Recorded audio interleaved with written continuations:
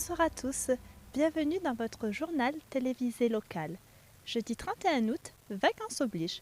Je vous retrouve avec un format allégé. Voici les titres. C'est un camion-citerne laitier d'une capacité de 11 mètres cubes qui fait 5 à 6 rotations quotidiennes équivalent à 60 mètres cubes d'eau livrée. L'eau provient solidairement et en alternance de Chanac et d'Esclanède. Dans nos villages, la vitesse est aussi une problématique pour des riverains qui se sentent souvent démunis. Dès que les gens commencent à accélérer, puisque je suis en ligne droite et sortie de village, eh bien les gens roulent à 70 et 90 et le bruit c'est insupportable. On va parler du changement climatique, de la transition énergétique ou de la pandémie dans laquelle on vient de sortir. On a bien vu qu'il y a un manque de connaissances de la population mais aussi de nos élus. Les drones vont décoller à une heure précise, donc en l'occurrence à 22h. Les applaudissements du public à la fin, et là on se dit ok, on a réussi à créer quelque chose, on a réussi à générer des émotions. Les joueurs, les casse-coups, encore les folkloriques, et c'est bien là l'objectif des courses de caisse à savon, passer une journée agréable dans une ambiance festive et conviviale. En deuxième partie du JT, une nouvelle rubrique, dans l'œil du JT. Avec nos invités, nous nous poserons la question, où sont les touristes ? À suivre maintenant un reportage d'Éric Michel. Alors nous, ça nous a impacté sur le temps des douches. Donc les enfants sont briefés avant de partir à la douche pour s'activer et aller le plus rapidement possible. Bien que la sécheresse soit tardive, des mesures de restriction des usages de l'eau se durcissent sur l'ensemble des zones d'alerte du département. Situées sur les rives du Lot, les Salelles et ses 170 habitants subissent le manque d'eau depuis le début du mois d'août. La commune possède la compétence eau et bien que 2 sites de captage soient disponibles, ces derniers sont historiquement mal positionnés et du fait du niveau bas du Lot, les conditions d'approvisionnement en eau potable ne sont pas réunies. Un audit a été fait sur ce puits des Salelles. En fait, ce puits est mal positionné. Il est positionné sur une zone de dépôts alluviaux qui sont de faible épaisseur et le drain est trop élevé par rapport au niveau du Lot. Depuis le 25 août, une décision préfectorale place le Lot en situation d'alerte renforcée. Pour sa part, le conseil départemental de la Lozère a réagi en livrant les communes en tension afin d'éviter des pénuries en eau potable. Les Salelles a été la première commune à en bénéficier. Au niveau du réservoir, nous avons des limites. Et donc le secrétariat qui s'occupe de suivre ces courbes a vu que on avait atteint une limite très basse et il a fallu déclencher le portage d'eau. Et donc heureusement le département est venu à notre secours parce que cette année le département a acheté donc un camion, une citerne et a mis à disposition un chauffeur et nous a transporté de l'eau depuis, on a dû commencer le 9 août, je crois, oui. Le 9 août jusqu'à hier. Le coût du transport pour les livraisons opérées par le département est totalement pris en charge par ce dernier. L'approvisionnement en eau potable est un service public. Le département est solidaire avec les collectivités et les territoires, souligne Sophie Pantel. Au Salelles, la recette annuelle de vente d'eau s'élève à 30 000 €. La commune gère dorénavant le transport de l'eau via une société privée. Le village prend en charge la moitié des frais, l'agence de l'eau complétant le solde. La facture de l'été dernier s'élevait à 9 000 €, ce qui représente une somme conséquente dans le budget de la commune. Pour l'heure, c'est un camion-citerne laitier d'une capacité de 11 mètres cubes qui fait 5 à 6 rotations quotidiennes équivalent à 60 mètres cubes d'eau livrée. L'eau provient solidairement et en alternance de Chanac et d'Esclanède. Eh bien, donc avec le laitier, M. Pellissier, donc chaque tournée, c'est 96 €. Voilà. Aujourd'hui, par exemple, je pense qu'il a dû effectuer ou il va effectuer 5 tournées. Donc, vous voyez pour la journée ce que ça peut nous coûter. Il faut rapidement trouver une solution. Un hydrogéologue a effectué des études pour trouver une nappe alluviale utilisable. Un hydrogéologue a travaillé pendant 1 an sur la nouvelle ressource en eau, sur le Villard et sur les Salelles, pour essayer de nous trouver une nappe alluviale correcte.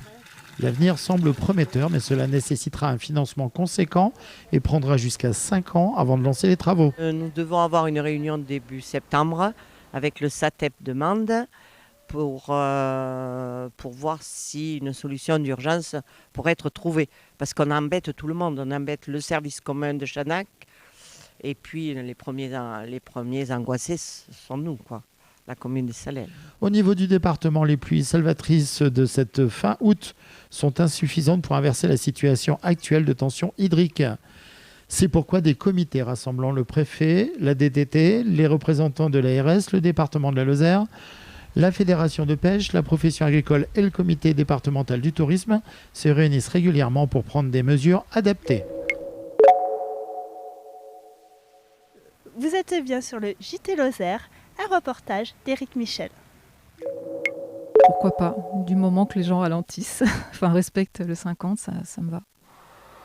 Des fois, quand je suis au bord de la route, que je vais prendre ma voiture ou que je passe par un autre chemin, les gens ralentissent quand même. Donc peut-être qu'ils ne se rendent pas compte de la nuisance qu'on cause aux riverains quand on passe à 70 ou 80 km/h. La plupart respectent le code de la route et je dirais même à 95% les gens sont sérieux. Mais il y a toujours une petite part des conducteurs qui sont plus savants que les autres et qui rien ne les arrête. Et c'est pas à cause qu'il y aura affiché un numéro sur un panneau qui ralentissent. La sécurité routière est clairement une priorité en Lozère. Cette année, le nombre de morts sur les routes de notre département est en hausse et trop souvent la vitesse en est l'un des facteurs. Des dispositions sont mises en place, notamment pour renforcer les contrôles routiers. Dans nos villages, la vitesse est aussi une problématique pour des riverains qui se sentent souvent démunis face à ces problèmes de circulation. Un casse-tête également pour les élus de nos campagnes et quand vient l'été, un problème cyclique s'ajoute avec l'ouverture des résidences secondaires et l'arrivée massive des touristes. Cela devient compliqué. Souvent, se sentant démunis, les riverains excédés agissent en imposant des pancartes, des panneaux de fabrication personnelle, des feux radars ou autres drapeaux vissés devant les maisons, des systèmes qui visent à obliger les véhicules à ralentir. Même si l'intention est louable en matière d'affichage routier, ce dernier est codifié et normalisé. Il y en a quand même quelques-uns qui roulent à 50 et c'est largement supportable, mais dès que les gens commencent à accélérer, puisque je suis en ligne droite et sortie de village, eh bien les gens roulent à 70 et 90 et le bruit c'est insupportable. En fait, moi je fais le lien avec l'état de la route, parce que quand je suis arrivée ici, la route était très mauvaise. Et il y a une dizaine d'années, ils ont refait la route et là, je sais pas, les gens se sont sentis des ailes, voilà, pousser des ailes. Donc il n'y avait plus du tout le respect de 50 km/h à l'entrée du village. Se faire entendre devient donc une priorité. À Serverette, par exemple, un collectif s'est créé et justement, il s'élève contre un trafic routier aux difficultés croissantes et les passages trop nombreux de poids lourds notamment. Alors, quelles sont les solutions envisagées pour apaiser les tensions potentielles entre élus et riverains et impacter le moins possible les professionnels de la route ou encore les agriculteurs ? C'est surtout la nuit que les véhicules passent très très très vite. Et 4 fois, des véhicules sont encastrés dans le mur qui est en face. Même il y en a un dernièrement qui a emporté la barrière qui délimite la propriété privée. L'enjeu est donc de faire comprendre à l'automobiliste qu'il n'est plus en race campagne, mais qu'il arrive en agglomération. Sortie d'école, petits commerces, traversée d'animaux d'élevage ou domestiques, des randonneurs, des vélos ou encore l'absence de trottoir, eh bien, ce sont des dangers qui semblent évidents et qui sont autant de raisons d'inciter vivement à la prudence dans nos villages. Après, on s'est appuyé un petit peu des conseils des services du département, puisque c'est une route départementale, et on s'est appuyé aussi des conseils de Lozère Ingénierie, qui sont à l'appui des collectivités locales. La première des choses est de qualifier ce qui se passe sur les routes afin d'établir la vitesse moyenne et le comportement routier. Il faut caractériser les faits avec des compteurs qui fournissent des données factuelles. Et on est souvent surpris du résultat, nous relate Christophe Baumel, directeur de Lozère Ingénierie. En Lozère, les chiffres sont généralement de 85% des usagers qui respectent le code de la route pour environ 15% d'incivilité. Diverses solutions se présentent aux élus qui ont la décision finale. Parmi celles-ci, des coussins berlinois ou des dodanes, des ralentisseurs, des chicanes, des rétrécissements de la voie, des radars pédagogiques, des contrôles routiers, bien sûr. Ce sont autant de solutions qui présentent un intérêt qui malheureusement s'estompe dans le temps avec des prises de nouvelles habitudes. Il faut alors, pour que ces solutions restent efficaces, les déplacer, voire les additionner entre elles. Parmi les possibilités d'agir, une nouvelle proposition existe, le feu récompense. Living, dans les Gorges du Tarn, a été le premier village lozérien à en installer devant les commerces. Il est efficace à l'année. En haute saison touristique, cela se complique avec les camping-cars qui souvent créent des embouteillages. Toutefois, parmi les systèmes incitant les ralentissements, les feux récompenses semblent être une excellente solution dans un autre village. Après une série d'accidents sur la commune de Laval-du-Tarn, pour monsieur le maire, il était urgent de trouver une solution afin d'obliger la circulation à respecter la limitation de vitesse à 30 km/h. Et à partir de là, on nous a fait la proposition de ces feux à récompense. Donc ces feux à récompense, c'est des feux qui s'allument, qui restent au rouge, et qui, quand on arrive à proximité, enfin environ à 50 mètres, si notre vitesse est moins de 30 km/h, enfin la vitesse qui a été programmée dans l'appareil, puisqu'on peut programmer cette vitesse, nous pour le cas c'est 30 km/h, eh bien, le feu se met au vert. Si la voiture dépasse les 30 km/h, eh bien, automatiquement le feu reste rouge et la personne, si elle passe, elle brûle le feu rouge. Le coût d'un feu de récompense se situe entre 10 et 15 000 euros et il en faut 2. Cela représente un investissement conséquent. Les leviers de financement existent, les subventions et les recettes des amendes de police en font partie. Normalement, c'est à charge de la collectivité, de la commune. Après, on peut demander des aides DETR à l'État, bien sûr, qui nous ont été accordées. Donc on a la chance d'avoir monsieur le préfet qui est à notre écoute et qui est soucieux de notre petite commune rurale et qui nous a aidés sur ce projet-là. Y a-t-il une bonne solution ? Le feu récompense semble réellement efficace. Toutefois, le retour d'expérience nous indique que ce sont généralement un ensemble de mesures additionnées qui incitent à lever le pied et ainsi à respecter les limitations de vitesse. L'attention est attirée et que le conducteur a vu le danger. À partir de là, derrière un feu, il n'est pas là mis par hasard, c'est qu'il y a un risque. Donc les voitures passent lentement et dans ce virage, les voitures arrivent à se croiser facilement et à 20-30 km/h, même qu'il y ait un petit accrochage, c'est jamais dangereux. Et s'il y a un enfant qui traverse ou qui saute le muret ou une bête, un chien, n'importe quoi, mais le conducteur il peut s'arrêter sans qu'il y ait un grave accident, qui serait toujours à déplorer. Vous étiez bien sur le JT Lozère, maintenant un reportage de Marion Guibaudot. Dans le cadre de son label RIS Ciel étoilé décerné en 2018, le Parc national des Cévennes a organisé sur le Cosméjean au hameau du Villaret durant l'été une conférence avec Éric Lagadec, astrophysicien français à l'Observatoire de la Côte d'Azur. L'occasion pour les curieux qui aiment admirer les étoiles d'essayer d'apercevoir Voie lactée, Grand ours, Petit ours et autres constellations qui brillent au-dessus de nos têtes. Avant de tenter de reconnaître les étoiles, Éric Lagadec a régalé les curieux d'une conférence qui les a fait voyager aux confins de l'univers, de sa naissance jusqu'à son avenir tel que projeté par les scientifiques. En fait, sur les Cévennes en général, vous avez la chance d'avoir les lumières qui sont éteintes. C'est l'une des 4 réserves de ciel étoilé en France, donc c'est un endroit extraordinaire pour voir le ciel. Donc il y a plein de choses à faire. Déjà, rien que profiter de voir un ciel sans pollution lumineuse. Je pense que c'est vraiment une chance pour les gens qui vivent dans les Cévennes. Éric Lagadec, astrophysicien de renom, est aussi un vulgarisateur passionné. Star des réseaux sociaux, il aime aller à la rencontre du public et partager son savoir avec le plus grand nombre. En fait, je pense que c'est important de vulgariser les sciences en général. Et je trouve que l'astronomie, c'est une science qui intéresse beaucoup les gens et qui fascine. Donc c'est une sorte d'appât, on fait venir les gens vers les sciences.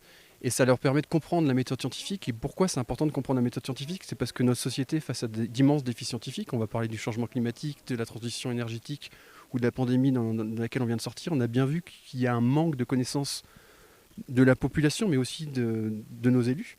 Et je pense qu'il y a vraiment ce besoin de culture scientifique. Et avoir les scientifiques qui parlent de sciences, notamment avec l'astronomie, ça permet de rentrer dans la méthode scientifique et de mieux la comprendre. Si le hameau du Villaret a été choisi parmi de nombreux endroits des Cévennes où sont visibles les étoiles, c'est avant tout parce qu'en 2022, des mesures effectuées pendant quelques jours sur le Cosméjean ont permis de constater que la qualité du ciel sur le plateau était proche de celle du désert de l'Atacama au Chili, selon le Parc national des Cévennes. Le désert de l'Atacama est considéré comme une destination idéale pour les passionnés d'astronomie, puisqu'une combinaison de très faible pollution lumineuse, d'altitude et de bas taux d'humidité assure une visibilité exceptionnelle du ciel. Et bien, la RIS, donc ça veut dire Réserve internationale de ciel étoilé. Donc c'est un label qu'on a été chercher, un label privé associatif américain, fait par des astronomes amateurs, qui a été décerné au Parc national des Cévennes, parce qu'on a pu prouver qu'on avait... Il y avait 3 choses en fait. 1, il faut prouver qu'on a une très belle qualité de ciel étoilé. Deuxième chose, il faut mettre en place un système pour rénover, donc avec les gestionnaires de l'éclairage public, rénover le parc d'éclairage public. Et troisième, il faut engager un programme de sensibilisation au grand public, c'est ce qu'on a fait ce soir, Sur la nuit. Alors, les soirs de temps clair, n'oubliez pas de lever les yeux vers le ciel et de saluer les étoiles. Nous sommes, après tout, des poussières d'étoiles. À suivre maintenant un reportage d'Éric Michel. Le choix s'est porté sur un spectacle de drone parce que c'est quelque chose qui est en vogue, qu'on voit de plus en plus et les gens le demandent. Et donc on voit bien qu'il y a de l'engouement puisque on a beaucoup de sollicitations par rapport à ce spectacle. C'est où, c'est qu'il faut aller, à quelle heure il faut être là. Et donc voilà, ça va être sûrement un très grand moment pour le Mende et pour le département de la Lozère. Une constellation de 200 drones a illuminé le ciel lozérien à l'occasion des 70 ans des Fêtes de Mende. C'est une première en Lozère. À cette occasion, plusieurs milliers de spectateurs avaient fait le déplacement. Les spectacles de drones sont apparus il y a près de 10 ans. Le plus spectaculaire a rassemblé simultanément 4500 appareils. Plus modestement, ce sont 200 drones qui ont évolué à Mende. Le principe est technologiquement impressionnant. Chaque drone de fabrication toulousaine reçoit une programmation quant à son évolution aérienne. Ces derniers se calent sur le système GPS avec une précision de 2 cm. Parallèlement, une programmation est envoyée à chaque appareil afin que les LED embarqués s'illuminent selon un timing très précis. Cet ensemble crée des figures abstraites, figuratives ou compose des textes. La chorégraphie a été confiée à la jeune société lyonnaise Allumé. Un mois aurait été nécessaire à cet artiste pour concevoir, modéliser et tester le spectacle. Alors, il y a 3 grandes étapes dans ce qu'on fait. Première étape, on dessine sur un tableau en papier les différentes formes qu'on va rassembler en actes et en scénographie. Deuxième partie, c'est la modélisation de notre spectacle. Donc, les formes qui ont été dessinées, on va les modéliser en 3D. Et c'est à partir de là qu'on va pouvoir lancer le logiciel pour qu'il puisse calculer les trajectoires et qu'il les rassemble dans un fichier avec toutes les trajectoires. La troisième partie, c'est ce soir où on est tous réunis.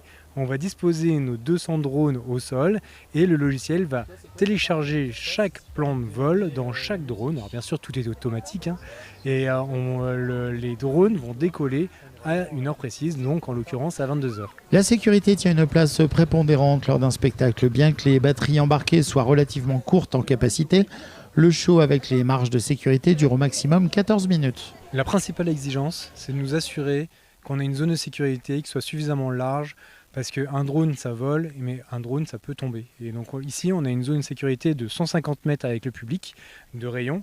Et comme ça nous assure d'être en toute la sécurité. Et tout ça, c'est contrôlé par la préfecture et la direction de la sécurité de l'aviation civile. Les drones apportent une proposition technologique innovante qui peut être une alternative aux feux d'artifice, surtout en ces périodes caniculaires et risque d'incendie. Voilà, c'est en plein développement, le public demande, c'est chouette.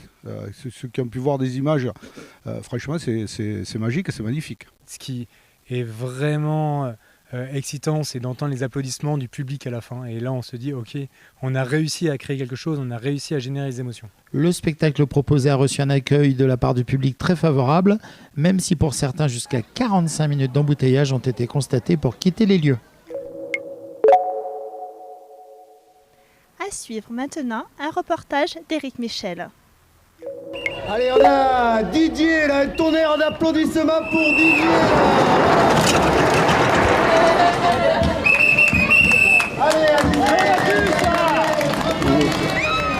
C'est grâce à vous s'ils sont qualifiés ou pas? Ah ça je sais pas. Oui. C'est nous qui on fait les chronos. Nous on fait les chronos, après c'est à eux de se défoncer on va dire.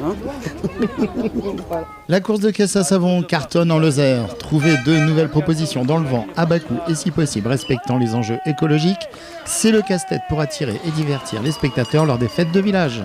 Et pour ce faire, le foyer rural de la Bastide-Pulleran a eu la bonne idée de proposer un sport très à la mode, une course de caisse à savon folklorique.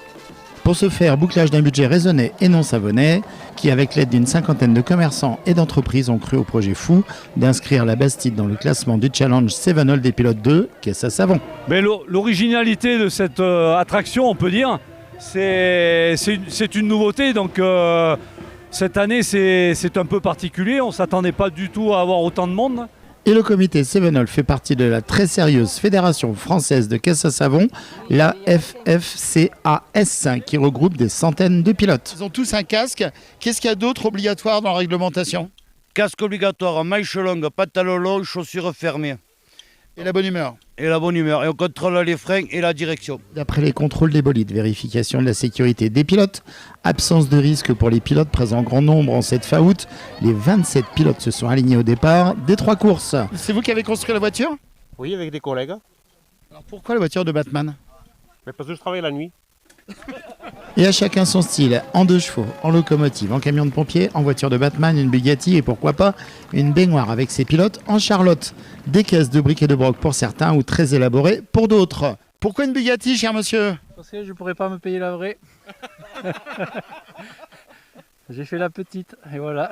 Tous ont dévalé les pentes du village sous les encouragements des spectateurs. Mais on s'aperçoit sur la Bastide-Puylaurent qu'on a un gros engouement de la part des associations, donc qui attire de plus en plus de monde. On a beaucoup d'associations qui marchent très très fort. La pétanque bastidoise, la Zumba, le foyer rural qui vient de se remonter. Et tout ça, ça crée un élan pour le tourisme, pour tout. On y a travaillé quand même depuis tout l'hiver, depuis le mois de novembre l'année dernière. Et voilà, on a réalisé aujourd'hui et on est très contents. Plus de 100 repas de servis à midi, on espère en servir autant ce soir. Donc des repas qui ont été proposés par le foyer rural également. Et les crêpes, tout le personnel du foyer rural a été ravi d'accueillir tout le monde. Pourquoi tu as choisi ce véhicule et qui est-ce qui l'a fabriqué? Mon papa, et j'aime bien les voitures qui sont longues et j'aime bien cette voiture. À chacun son style, fonceur pour établir un score en moins d'1 minute pour les meilleurs, ou alors le style pépère, l'essentiel étant d'arriver, les joueurs, les casse-coups, encore les folkloriques, et c'est bien là l'objectif des courses de caisse à savon, passer une journée agréable dans une ambiance festive et conviviale. Et en ça, l'équipe d'une 60aine de bénévoles du foyer rural de la Bastide a parfaitement réussi sa première édition d'une course de caisse à savon. J'arrose tout le monde, je me régale à arroser d'ailleurs et du coup ils m'ont arrosé avec une bouteille tellement ils n'étaient pas contents. On se régale. J'arrose tout le monde, les papis, les mamies, les petits, les grands.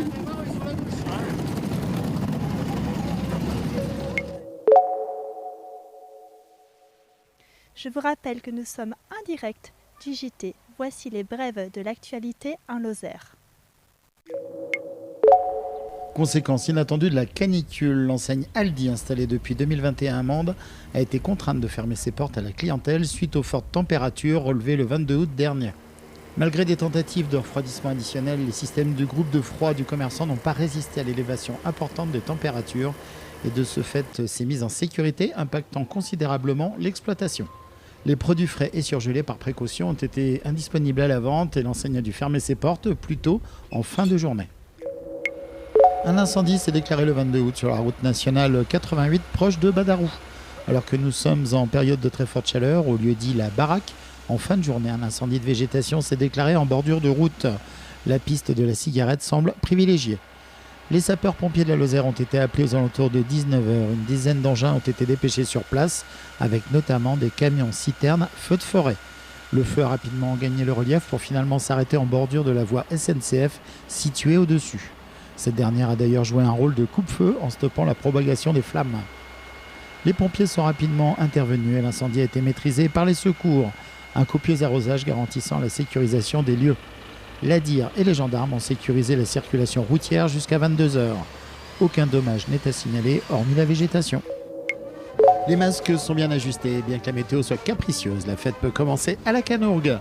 La cité au charme fou n'a jamais aussi bien porté son nom de petite Venise lozérienne. Le 24 août a eu lieu la soirée d'ouverture de la fête de la Canourgue avec la démonstration des arquebusiers valentinois, puis la remise des clés de la ville par monsieur le maire pour 5 jours festifs très hauts en couleurs. Et il fallait bien cela pour les 10 ans du comité des fêtes. Le premier ressenti est cette envie communicative de partager dans une ambiance conviviale, toutes générations confondues. Au programme des challenges sportifs tels qu'avec la traditionnelle montée de l'enfer des Roqueprins et ses 350 mètres de dénivelé positif. Les célèbres Olympiades canourguaises copieusement arrosées et qui se sont déroulées dans la boue, des concerts et des animations dans tout le village. D'ailleurs, les commerçants ont très largement décoré les boutiques sur le thème de l'Italie. L'incontournable fête foraine et les repas aux couleurs italiennes. Le dimanche, le public nombreux a assisté à un magnifique et envoûtant défilé costumé. Musique, jet de confettis, chars, majorettes et pirogues ont sillonné le tour de ville Canourguet, sans omettre de faire un détour très apprécié chez nos aînés à la maison de retraite Saint-Martin. S'en est suivi le lundi le concours de pétanque, 5 jours magiques organisés par le comité des fêtes qui ont pleinement ravi petits et grands. Dimanche 27 juillet, le syndicat des jeunes agriculteurs a organisé sa traditionnelle fête de la terre à La Pigère près de Châteauneuf-de-Randon. Un beau succès pour les organisateurs, malgré la pluie et le temps froid de cette fin de semaine. Cette fête est l'occasion pour les jeunes agriculteurs de montrer les savoir-faire locaux et les traditions agricoles du département. Ce sont les jeunes agriculteurs du canton de Châteauneuf-de-Randon et Langogne qui ont imaginé la scénographie de la journée en innovant. Concours départemental Limousin, paintball, compétition de lancer de bottes de paille avec un record établi dans le Massif central à près de 6 mètres de haut. L'idée étant de balancer à l'aide d'une fourche une botte de paille d'environ 15 kg aussi haut que possible dans les airs. Mais l'attraction principale de la journée reste le célèbre concours de labour qui a réuni une quinzaine d'équipages composés de jeunes agriculteurs, qui se sont affrontés au volant de tracteurs avec pour objectif de labourer un champ de la manière la plus qualitative possible. Le jury a ensuite évalué la qualité du travail produit en comptabilisant l'uniformité, la propreté et l'homogénéité des sillons. Le Parc national des Cévennes et l'association Interparc du Massif central vous proposent une expérience unique à la croisée de plusieurs chemins de grande randonnée. Un sol horizontal, un espace dédié et des toilettes sèches. Voilà tout le confort que vous offre une aire de bivouac nouvelle génération. 2 champs pour vous bercer, celui du Tarn et celui des oiseaux dans un décor 100% Cévenol. Le camping sauvage est généralement interdit et dans le parc des Cévennes, près de Florac, il existe une solution alternative légale. Installer sa tente ou son duvet dans une aire de bivouac. On y passe là aussi la nuit en pleine nature et sous certaines conditions. Dans cette aire de bivouac qui se situe sur la ferme de Saliège, qui est bénéficiaire de la marque Esprit Parc National, et après avoir réservé ou vous êtes signalé auprès de Claudie Martin, vous pouvez monter gratuitement votre tente dans un espace hors du commun. Il a été conçu pour être accessible à tous, innovant, simple d'utilisation et surtout intégré dans le paysage. Le coût de la conception à la réalisation est d'environ 25 000 €, financé par l'Agence nationale de la cohésion des territoires avec la participation du Parc national des Cévennes. Le site est sous la responsabilité du gestionnaire des lieux, la ferme de Saliège, qui peut vous proposer aussi des services complémentaires comme la vente de produits locaux. Enfin, les propriétaires ont par ailleurs contracté une assurance spécifique pour cette activité innovante. Côté équipement, le confort est rudimentaire. Il se compose de 3 patelages élaborés surmontés d'un plancher en bois, pouvant accueillir chacun une tente de 3 places. Un mât pour suspendre des affaires et une toilette sèche ne nécessitant aucune intervention. Un point d'eau est aussi disponible sur le site. L'aventure est au bout de la tente. Après un séjour limité à une nuitée, n'oubliez pas d'emporter tous vos déchets et ne laissez aucune trace de votre passage dans la nature. Bonjour et bienvenue dans ce premier numéro de Dans l'œil du JT, l'émission spéciale de la rédaction du JT Lozère sur un sujet d'actualité. D'excellents chiffres ont été annoncés par la ministre du Tourisme Olivia Grégoire le 29 août en conférence de presse, mais ces chiffres cachent de grandes disparités selon les régions. Et en Lozère, la question récurrente pour les professionnels du secteur du tourisme a été « mais où sont les touristes cet été ?» Les chiffres définitifs n'étant pas pour le moment disponibles, nous ne pouvons nous baser que sur des estimations pour établir le bilan de la saison touristique dans le département. Pour parler de cette saison fortement dégradée, avec nous se trouvent différents professionnels. Bonjour à tous les 3 déjà et merci d'être avec nous. Bonjour Claude Olivier, donc vous êtes commerçant à Mende et vous êtes le propriétaire de la boutique Boulevard d'été. Alexandre Rousier, directeur de l'Office du tourisme de l'Aubrac aux Gorges du Tarn, si je ne me trompe pas. Et Muriel Simon, les canoës de la Malène. Bonjour à tous les 3. Et merci beaucoup. Mercredi 29 août, Olivia Grégoire, la ministre déléguée chargée du tourisme, a annoncé de très bons chiffres pour le tourisme en France 2023. Malgré le contexte inflationniste, selon la ministre, près de 7 Français sur 10 sont partis en vacances cet été. Olivia Grégoire s'est aussi félicitée du retour des vacanciers internationaux dans l'Hexagone. Elle a par ailleurs souligné que le tourisme en 2023 s'est homogénéisé, puisque s'il était auparavant principalement axé sur les littoraux, la campagne et la montagne ont enfin tiré leur épingle du jeu cette année. Et de pointer ce chiffre, plus 7,7% pour la moyenne montagne cette année de fréquentation touristique. La moyenne montagne qui comprend à la fois les Vosges, le Jura et le Massif central. Pour le mois de juillet, la destination Occitanie seule a enregistré 35 millions de nuitées touristiques, tout mode d'hébergement confondu. Un volume qui est stable par rapport à juillet 2022. Alexandre, je vais commencer avec vous pour entamer ce débat. En tant que représentant d'Office du tourisme sur le territoire lozérien, en quelques mots, quel bilan vous tirez-vous de cette saison touristique ? Alors, c'est difficile de tirer un bilan. Alors déjà, la saison touristique n'est pas terminée. Donc c'est difficile de tirer un bilan maintenant, même si on est à la fin août. Il y a quand même une arrière-saison qui fait souvent la différence. C'est souvent l'arrière-saison qui fait la différence parce que le mois de juillet-août permet d'avoir le volume et après, la fin de saison permet souvent de voir si on a fait une bonne ou une mauvaise saison.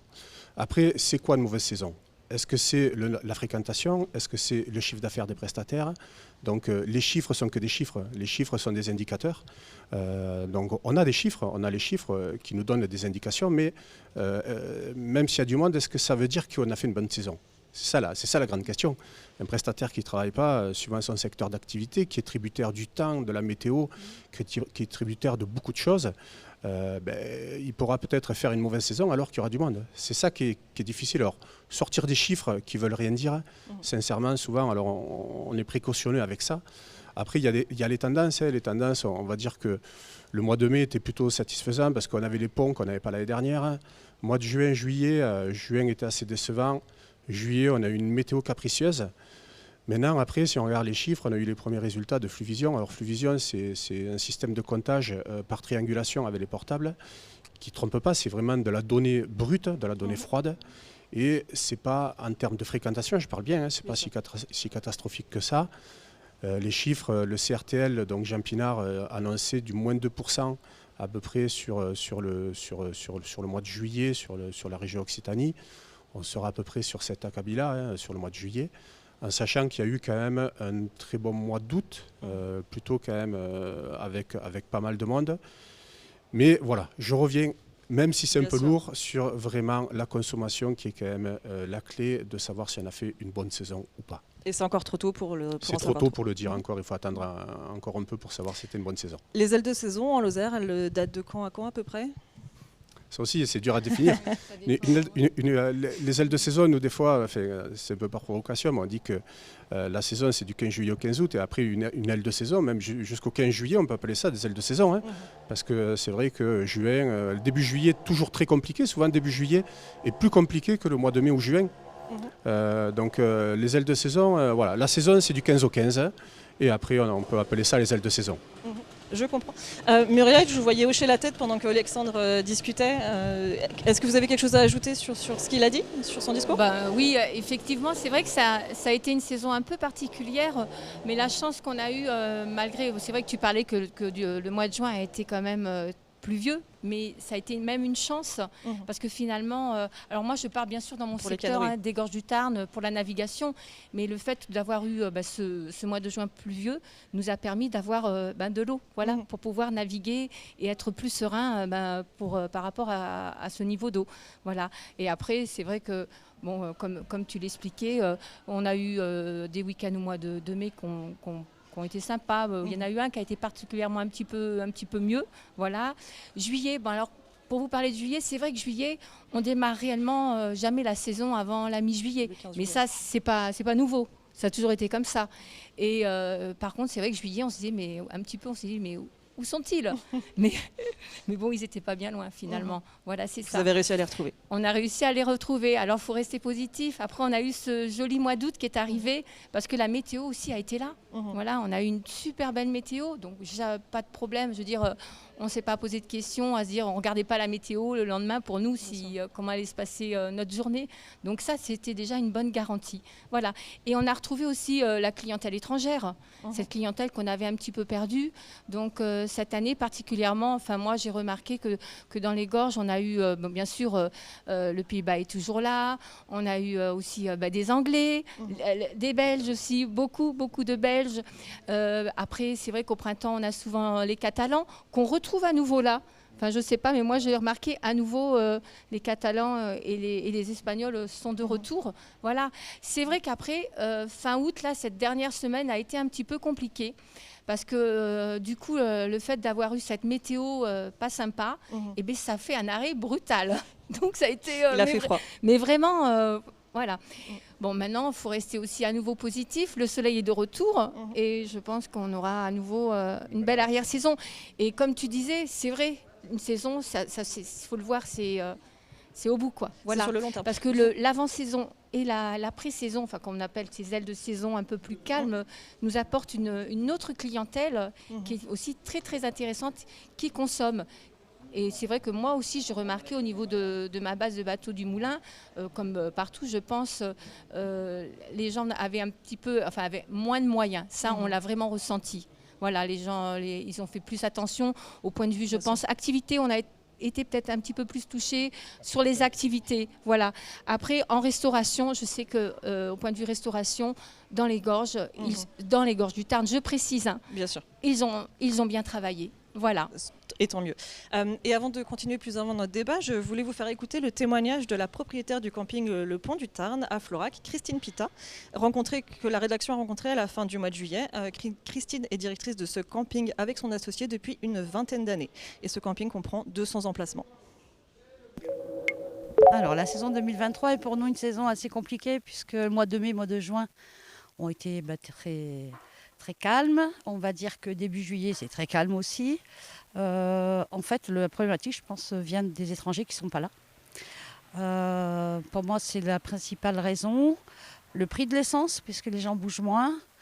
Et surtout, moi, je crois, on a dû s'adapter. En fait, maintenant, nous sommes obligés de proposer, même en location de mobil-home, des séjours très courts. C'est-à-dire qu'on loue à partir d'une nuit pour boucher nos trous, quoi, les trous que l'on a dans les réservations. Le mois d'août, je vais dire qu'il s'annonce aussi en baisse, mais moins quand même que le mois de juillet. Enfin, ça reste historique. Et on revient plus maintenant sur des périodes de vacances qui datent, je dirais, d'il y a une dizaine d'années. 14 juillet, 15 août, voire 20 août, ça prolonge un petit peu. Voilà moi ce que je peux en dire. Le mois de mai, je crois qu'on est à moins 20%, mois de juin, moins 10%. Juillet, on doit être à moins 10 aussi. Et août, pour l'instant, je dirais moins 5%. Je dirais que sur l'ensemble de la saison, on va finir sur du moins 10%, quoi. Alors nous n'avons pas pu rejoindre Christine Pita au mois d'août pour avoir ses derniers chiffres définitifs, mais effectivement sa saison semblait un peu moins intéressante que pour d'autres. Et les étrangers étaient dans quelques endroits en Lozère quand même, selon certains professionnels à qui nous avons pu parler. Alexandre, je voulais vous poser la question pour continuer ce débat. Est-ce qu'il y a des indices quand vous préparez les saisons, est-ce que vous avez des indices de comment la saison va se passer ? Non, c'est compliqué. Après, il y a des dictons, vous savez. On trouve toujours un bon prétexte pour dire que la saison va être compliquée. Une année, c'est les Coupes du Monde. On dit que les années de Coupe du Monde, c'est compliqué. Les années électorales, c'est compliqué. En fait, on trouve toujours des prétextes et des excuses pour se préparer à une mauvaise saison. Après, c'est compliqué, il faut être devin pour savoir si ça va être bien, pas bien. La Bretagne, quand on regarde la Bretagne, en fait, l'année dernière, ils ont eu du beau temps, ils ont joui de cette notoriété-là. Et, il y a eu du monde en Bretagne, il a fait 3 semaines pourries en Bretagne, tout le monde est redescendu. Le littoral, ils ont une image canicule qui leur a collé à la peau. À un moment, choisir entre un été pluvieux et canicule, qu'est-ce qu'on choisit ? Donc c'est compliqué, on n'est pas devin. Après, c'est sûr que nous, on a quand même des atouts. On parlait de canicule, on est quand même moyenne montagne, c'est quand même des atouts. Après, nous, on a des indices. Les indices, c'est surtout la fréquentation des sites. En principe, ça ne ment pas. Fréquentation de sites en avant-saison, quand on compare avec les saisons dernières, c'est un indice parmi tant d'autres. Mais en tout cas, nous, ça nous donne déjà, suivant le type de page qu'ils vont voir, suivant le taux de rebond, etc., tous des termes un peu techniques, mais tout ça nous donne déjà des indices de savoir si les gens sont intéressés par notre destination ou pas. Ou est-ce qu'ils viennent là par curiosité, s'ils ne restent pas longtemps sur le site, à un moment c'est qu'ils n'y trouvent pas leur intérêt, donc ils vont voir ailleurs. Et tous ces petits signes nous donnent déjà des petits indices. Mais après, la saison reste la saison, on est tributaire du temps. Hein. Vous savez, une saison, on se prend comme au début juillet où il y avait vraiment du mauvais temps. Alors, il y a des prestataires qui tirent leur épingle du jeu, type les grottes ou autres, mais qui ont des atouts par rapport à ce mauvais temps, qui vont tirer leur épingle du jeu. Mais on est tributaire du temps. Là, Muriel, tu le disais, on a eu 3 ou 4 jours de pluie, les campings se sont vidés. Ils se sont vidés. Bon, aujourd'hui, ça commence à revenir, mais 3 ou 4 jours, et ça, on ne le maitrise pas. On peut faire ce qu'on veut, on ne le maîtrise pas. Et vous êtes tributaire du temps puisque c'est des activités de plein air, mais vous, Claude, vous avez un commerce à Mende. Alors, la saison touristique ? Est-ce que les gens sont venus se réfugier chez vous? Nous, globalement, en fait, qu'il fasse beau ou qu'il fasse pas beau, on profite de toute façon. On a un salon de thé, on a un espace qui est dédié pour la vente de glace également. Donc Produits effectivement, locaux. nous, on a eu du monde, une belle fréquentation. On a eu beaucoup d'étrangers, effectivement. On parlait des Espagnols. Après, c'est vrai que nous, ici, on parle aussi bien anglais qu'espagnol, donc il n'y a pas de souci. On a eu des gens de Nouvelle-Zélande, on en a eu de Corée, on a eu vraiment un beau passage et on a eu du monde. Bon, c'est vrai que les amplitudes horaires font que, effectivement, on est là, on est tout le temps là et les gens nous trouvent. Donc, effectivement, on a eu du monde, mais parce qu'on joue sur deux secteurs d'activité, aussi bien le salon de thé où les gens peuvent se réfugier, s'il fait froid, ils se mettent à l'intérieur. Et si jamais il fait beau, ils se mettent à l'extérieur et ils dégustent une glace. On a eu pas mal de monde, on a eu du passage. Et effectivement, comme vous le disiez, c'est ce qui a été compliqué, c'est les 15 premiers jours de juillet, où là, c'était une catastrophe. On se levait le matin, il faisait 4 degrés, quoi. Donc on se dit, il est temps que l'été arrive. L'été est arrivé et les touristes avec. Donc globalement, on a bien travaillé cet été, donc ça a été. Et justement, les touristes étaient vraiment en Lozère, puisque la rédaction on a rencontré cet été. Le repos estival a été fort apprécié. Retour à la nature, balade à pied ou à dos d'âne, la Lozère offre de nombreuses opportunités et les sourires étaient sur toutes les lèvres. Avant de discuter plus avant, je vous propose d'écouter le témoignage de quelques randonneurs rencontrés en juillet à Aumont-Aubrac. Élodie et Benjamin sont venus faire une randonnée à dos d'âne, en famille, et pendant une semaine. Une envie déclenchée par le Tour de France qu'ils avaient regardé il y a quelques années. En regardant une étape du Tour de France il y a quelques années, en voyant l'Aubrac, et c'était ça qui nous avait donné envie de venir visiter. Et donc quelques années plus tard, on est là. On est super contents, ouais. C'était une super expérience et on trouve que c'est très chouette, quoi. La Lozère, l'Aubrac, on a adoré. Alors il y a aussi, au-delà des balades à dos d'âne, les randonneurs qui utilisent les grands chemins de randonnée, Saint-Jacques-de-Compostelle, le Stevenson, etc. On a rencontré aussi Séverine, Sacha et Laurence qui parcouraient le chemin de Compostelle. La randonnée, pour eux, était un bon moyen de s'aérer et de s'amuser. Ils ont d'ailleurs avoué s'être mélangés en termes de dates, mais ont toujours trouvé des places d'hébergement durant leur trajet, sans avoir besoin de réserver ou de changer toute leur programmation, ce qui les a beaucoup amusés et fait rire. Alors nous partons sur le chemin de Compostelle du Puy-en-Velay jusqu'à Estaing. Donc on fait 180 km. Sacha m'a proposé lors d'une feria dans le sud-ouest l'année dernière ce challenge. Je pense que à ce moment-là, je ne pensais pas que c'était sérieux. Puis finalement, c'est revenu sur le tapis. Je suis bien contente d'être là. On aime bien, on aime les produits. Les produits du coin aussi et la beauté des paysages, c'est juste magnifique. Alors si pour certains professionnels, le début de saison a été plutôt une soupe à la grimace, on pourrait dire, ou très très très mauvaise, d'autres ont tiré leur épingle du jeu. Et avant de discuter plus avant de ces différentes positions, je vous propose d'écouter ce que Bernard Bastide, Anas Binal, bien connu des Lozériens par ses nombreuses actions et casquettes, a à dire sur le sujet. Bon, mais la saison touristique, nous, c'est en plusieurs étapes, en 2 étapes déjà. Nous, on a démarré déjà depuis le 7-8 avril, depuis Pâques, donc avec une affluence de gens de randonnée, de pèlerins, où le chemin de Saint-Jacques a été très très fréquenté cette année aussi. Donc avril s'est bien passé, mai aussi, juin aussi. Et on sait que tous les ans, à partir du 20-25 juin, ça fléchit un peu. On retrouve notre équilibre de consommateurs à partir du 20 juillet. Parmi les professionnels à rencontrer pour la réalisation de cette émission, certains nous ont dit donc avoir fait un chiffre d'affaires catastrophique, moins 50% en juillet sur certains commerçants à Mende, notamment une baisse qu'ils n'avaient jamais vue auparavant. Et si le mois d'août a quelque peu rattrapé le mois de juillet avec une fréquentation en hausse, le bilan reste plutôt mauvais pour ces derniers. Certains avaient embauché des salariés et ont dû prendre sur leurs salaires et recettes personnelles pour pouvoir payer les salaires et maintenir leurs salariés en place jusqu'à la fin du mois d'août. Le manque de fréquentation a été tel que certains jours, les restaurateurs n'ont vu personne sur leur terrasse midi et soir, ont-ils dit. Avant de vous interroger sur les problématiques économiques posées par cette mauvaise saison pour certains, encore une fois, je vous propose d'écouter le témoignage d'Emmanuel Tuzet, le restaurant Les Voûtes à Mende, que nous avions rencontré lui aussi fin juillet à Mende. Mal à voir que les touristes sont là. Alors, on se pose beaucoup de questions, certainement que certains ont dû arriver, mais qu'il en manque beaucoup dans la balance par rapport à un été normal. Il y a une baisse de consommation, une baisse de fréquentation, surtout en soirée, ce qui montre bien que les repas plaisir n'existent plus. Les gens viennent à manger à midi. On constate une légère augmentation de la fréquentation à midi, mais bien sûr à midi le ticket moyen est bien inférieur que le soir, parce qu'en général le soir les gens se font plaisir, et le soir on perd une belle fréquentation. Voilà. Ça n'existe plus, surtout en fin de semaine où on avait des pics le vendredi et le samedi, et c'est là où on voit une belle différence par rapport aux week-ends normaux. Nous avions donc rencontré Emmanuel Tuizet fin juillet, et il nous a dit récemment que pour le mois d'août, la fréquentation avait été en hausse et avait plus ou moins rattrapé la saison, malgré des différences d'édition. Vous êtes tous les deux établis en Lozère depuis quelques années, Alexandre Rosier aussi, mais vous êtes directeur d'office du tourisme, donc c'est pas la même chose. Vous avez déjà vécu des étés comme aussi différents en termes de montagnes russes, en termes de fréquentation, ou c'est la première fois ? Qui veut répondre en premier ? Claude, allez-y. J'ai le micro, je vais en profiter. Je crois qu'effectivement, ça a été vraiment une montagne russe. L'année dernière, on a eu quelque chose d'assez constant.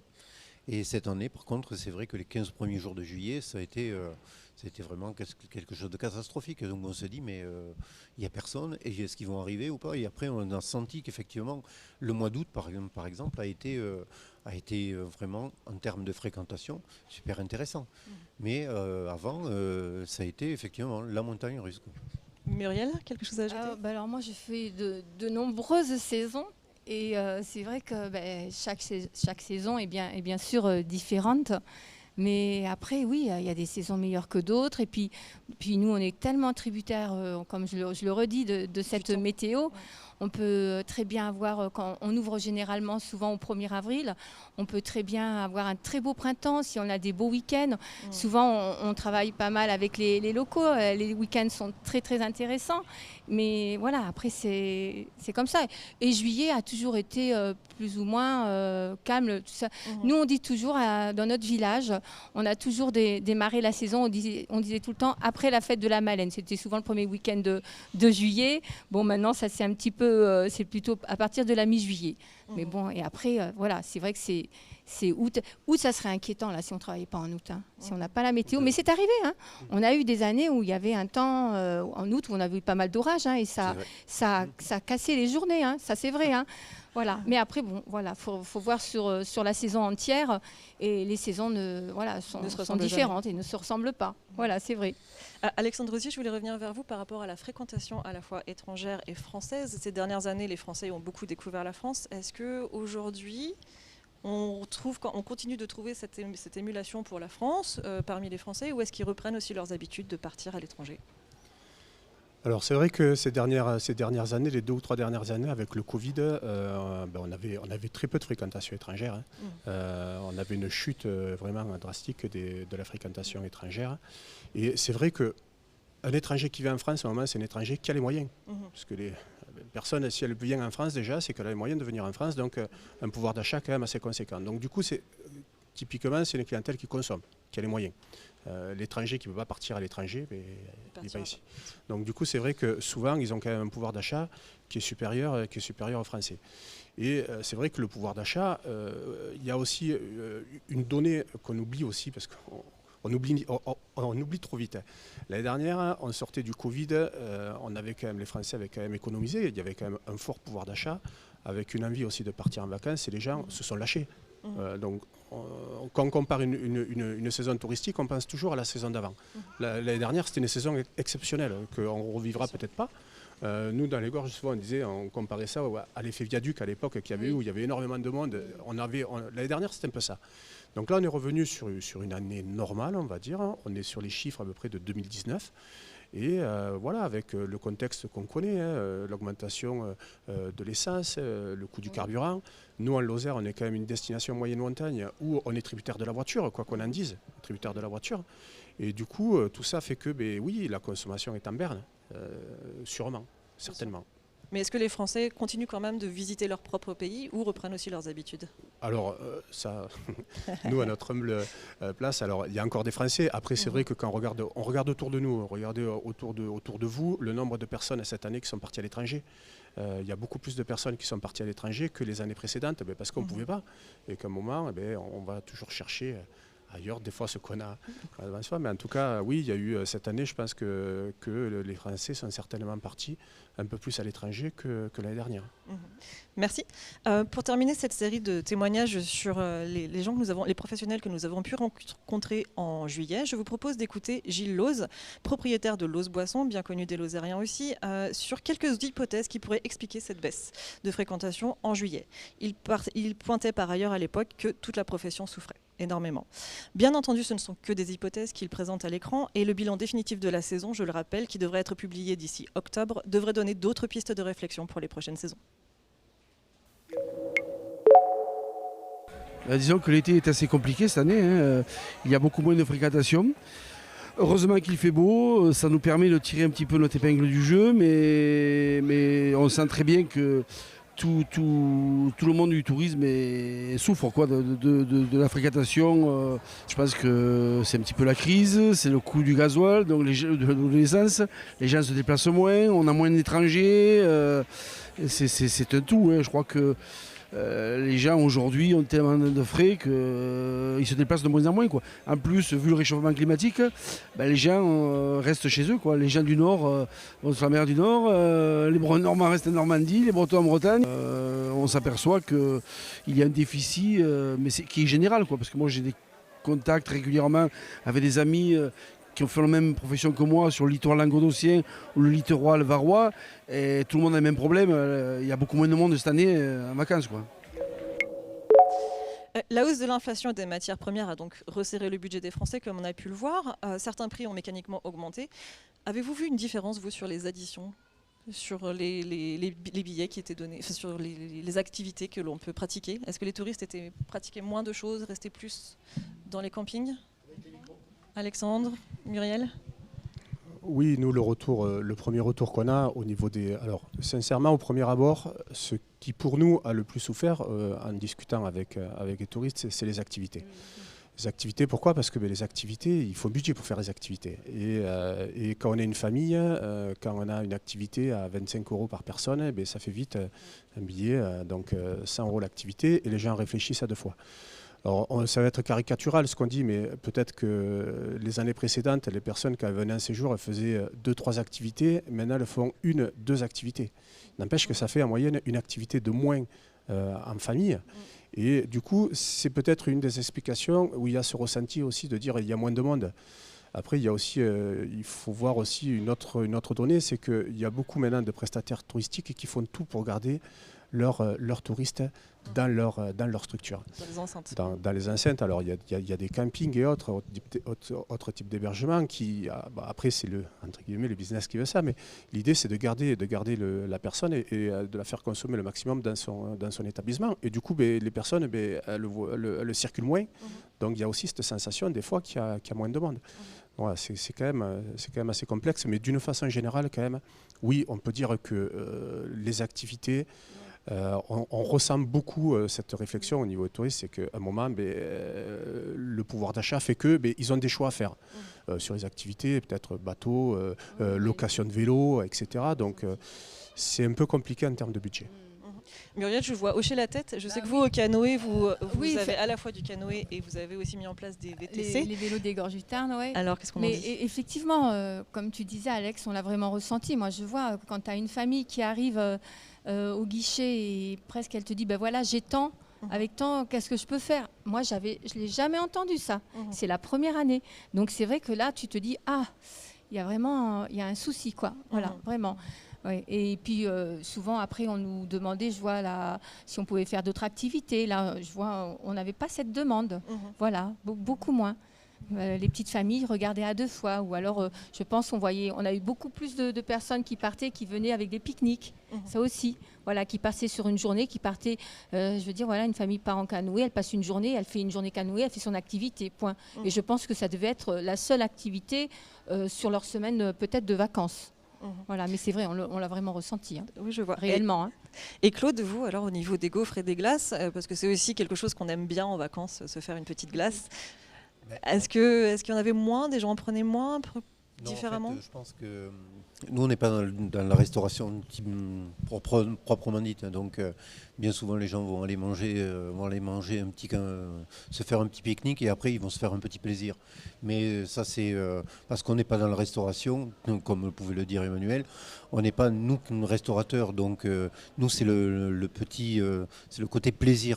Et quand on a une famille qui arrive et qui ont trois enfants plus les parents, ben, on va gâter les enfants et les parents vont peut-être rester un petit peu plus en retrait et se faire moins plaisir.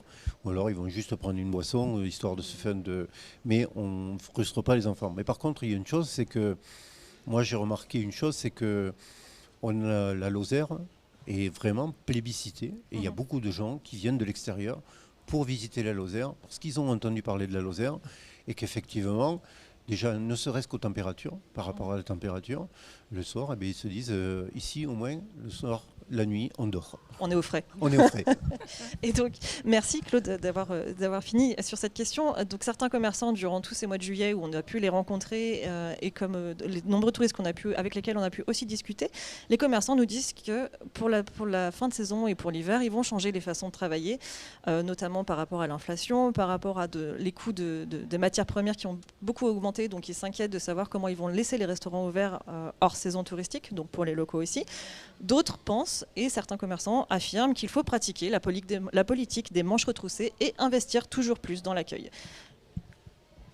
Alexandre, avec quoi vous êtes d'accord alors? Est-ce qu'il faut plus mettre d'accueil, plus travailler pour les commerçants qui travaillent déjà beaucoup? On va pas leur jeter la pierre.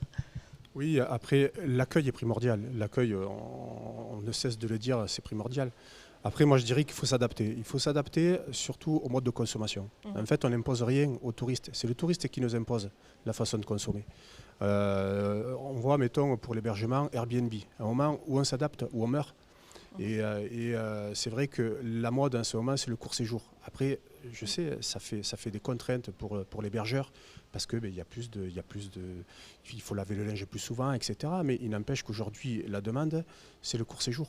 Et à un moment, il faut arriver à s'adapter. C'est compliqué, on le sait que c'est compliqué. C'est compliqué parce que au niveau économique, ça engendre des coûts, etc.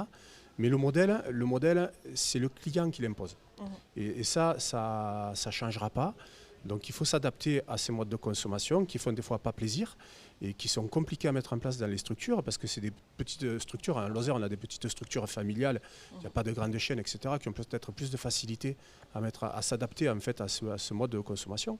Mais en tout cas, si on ne s'adapte pas, c'est le client qui dicte sa loi, entre guillemets, sa loi au niveau de la consommation, j'entends bien. Donc pour moi c'est ça, c'est l'accueil et de s'adapter en fait aux attentes. Vous, sur le territoire de l'Office du tourisme Aubrac aux Gorges du Tarn, c'est des réflexions que vous menez, que vous essayez de mettre, des choses que vous essayez de mettre en place pour les prochaines saisons pour que finalement l'accueil soit de mieux en mieux, que les touristes reviennent, que les commerçants aussi, les professionnels du tourisme aussi aient un retour sur investissement, j'imagine. Mais nous maintenant, notre métier, c'est d'accompagner les professionnels qui le souhaitent dans justement ces mutations au niveau du tourisme, de les accompagner dans les outils promotionnels qu'ils mettent en place, dans la façon d'accueillir, etc. Après, c'est une volonté du prestataire. Donc nous, on est là pour les accompagner. Après, oui, nous, en tout cas, dans notre communication, c'est ce qu'on essaie de faire passer dans la communication, on va dire, générale, qu'on met en place, oui. Merci. Muriel, je me tourne vers vous. Vous avez mis en place, donc on disait, du VTC cette année. Oui. Vous essayez de trouver d'autres activités connexes et annexes à présenter à vos futurs touristes, parce qu'ils demandent aussi, vous disiez d'autres activités, on peut surtout toujours chercher à s'améliorer. Je veux dire, parce que voilà, chaque saison, à chaque fois, on peut avoir des retours, on discute beaucoup avec nos visiteurs et grâce à eux, ma foi, on évolue, on voit ce qui est bien, ce qui est moins bien et ça nous permet, quand arrive l'hiver, ma foi, c'est là où on fait les salons, on va voir s'il y a des nouveautés, ce qu'on peut proposer. Puis nous, on est là pour faire rêver les gens, pour leur donner du plaisir, du loisir, donc pour être bien. Donc oui. Ça tend on toujours. cogite, ah mais nous ça marche. Alors Chez est-ce nous, qu'on ça peut avoir un cogite, petit scoop sur ce que vous allez proposer l'année prochaine? Non. J'aurais C'est essayé. non, c'est des surprises parce que même nous des fois, d'un seul coup on se dit tiens pourquoi pas. Bon, on viendra voir à la Et Madeleine au mois de pourquoi juin. pas, c'est alors. pas mal. Oui. Il faut venir sur notre C'est beau noté. territoire, que ce soit toute la Lozère. C'est noté. Et vous, Claude, alors, au niveau boulevard d'été à Mende, vous proposez déjà des glaces d'un producteur local, lozérien, vous y tenez, je crois bien. Les thés que vous proposez sont plutôt de qualité puisque c'est Daman Frères chez qui vous fournissez.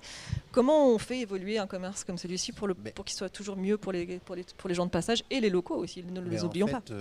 En fait, nous, au départ, on avait juste le petit salon de thé. Et en fait, comme vous le disiez, il faut s'adapter. Et s'adapter, ça a été déjà d'arrêter la boutique que mon épouse avait avant. Et on s'est dit, il faut qu'on développe quelque chose de différent.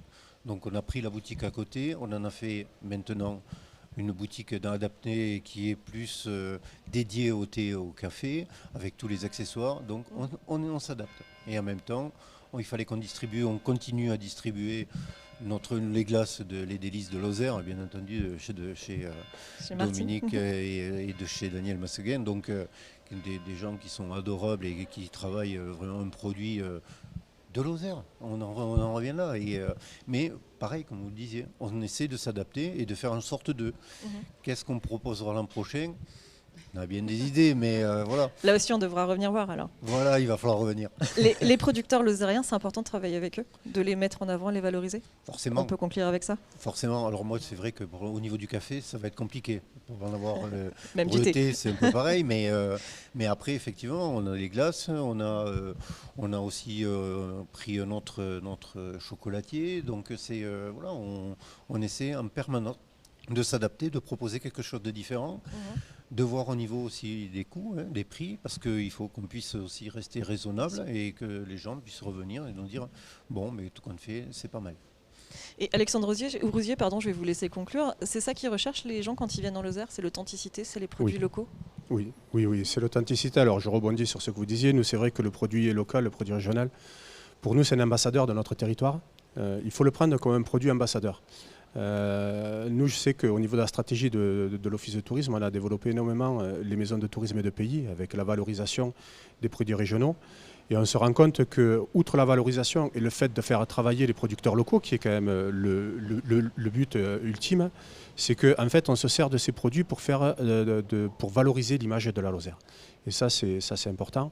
On le voit également au niveau des marchés gourmands. Donc pareil, on essaie de mettre en place beaucoup de marchés gourmands parce que derrière, on fait parler un territoire.